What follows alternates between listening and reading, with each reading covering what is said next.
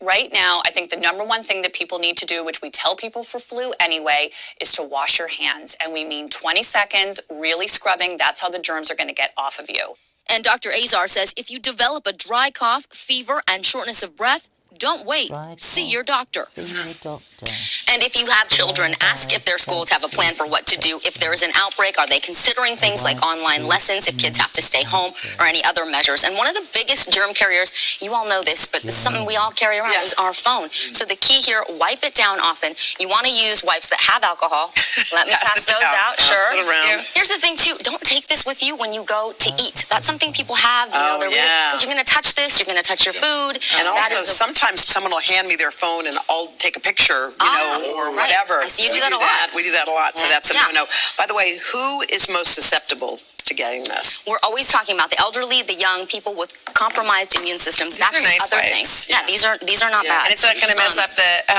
I thought you were just doing your face. The best thing you can do is really the easiest thing to do is wash your hands. Exactly. It's really scrub them. Yeah. 20 seconds, get all the germs off, and do it frequently. They get it under the nails and stuff. Yeah. Does Purell's work as good as soap and water, do we know? If it has 60% alcohol, that is going to kill the coronavirus and the other germs that cause flu and other bacteria. So that's the key, is making sure it has that 60% alcohol. At dinner time, you have 60% alcohol.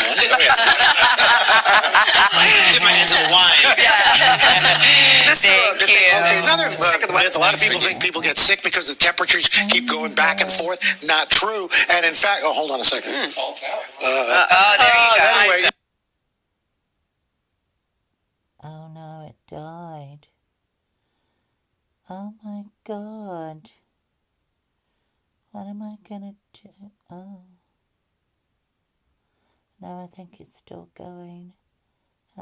It's gonna go on to the next one. I hope. Coronaviruses are a family of viruses that cause sicknesses like the common cold, as well as more severe diseases such as Middle East Respiratory Syndrome or Severe Acute Respiratory Syndrome. A novel coronavirus is a new strain, one that has not previously been recognized in humans. Coronaviruses cause diseases in mammals and birds. A zoonotic virus is one that is transmitted between animals and people. When a virus circulating in animal populations infects people, this is termed a spillover event. It is speculated that the 2019 novel coronavirus, or COVID-19, originated in bats and was transmitted to humans, possibly with pangolins as an intermediate host. Unfortunately, COVID-19 is now spreading from human to human as well. COVID-19 has surpassed the SARS death toll in a matter of weeks. Even though the death rate is much lower, it spreads faster. Early data suggests that in around 82% of cases, symptoms are relatively mild. The illness begins and ends in the lungs. However, the remainder of cases are severe or critical, typically in older or immunocompromised individuals. How does COVID-19 affect the body? The virus is fitted with protein spikes sticking out of the envelope that forms the surface and houses a core of genetic material. Any virus that enters your body looks for cells with compatible receptors, ones that allow it to invade the cell. Once they find the right cell, they enter and use the cell's replication machinery to create copies of themselves. It is likely that COVID-19 uses the same receptor as SARS, found in both lungs and small intestines. It is thought that COVID-19 shares many similarities with SARS, which has 3 phases of attack: viral replication, hyperreactivity of the immune system, and finally pulmonary destruction.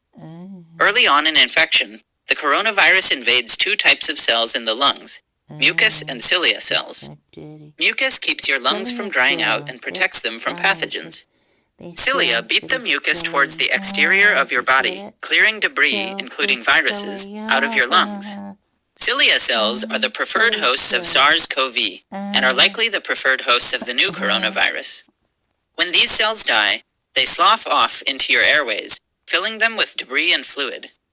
Symptoms include a fever, cough, and breathing difficulties.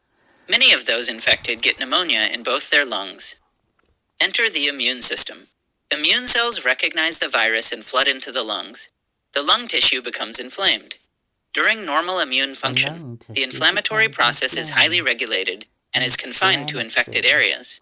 However, sometimes the immune system overreacts, and this results in damage to healthy tissue. More cells die and slough off into the lungs, further clogging them and worsening the pneumonia. As damage to the lungs increases, stage 3 begins, potentially resulting in respiratory failure. Patients that reach this stage of infection can incur permanent lung damage or even die. We see the same lesions in the lungs of those infected by the novel coronavirus as those with SARS. SARS creates holes in the lung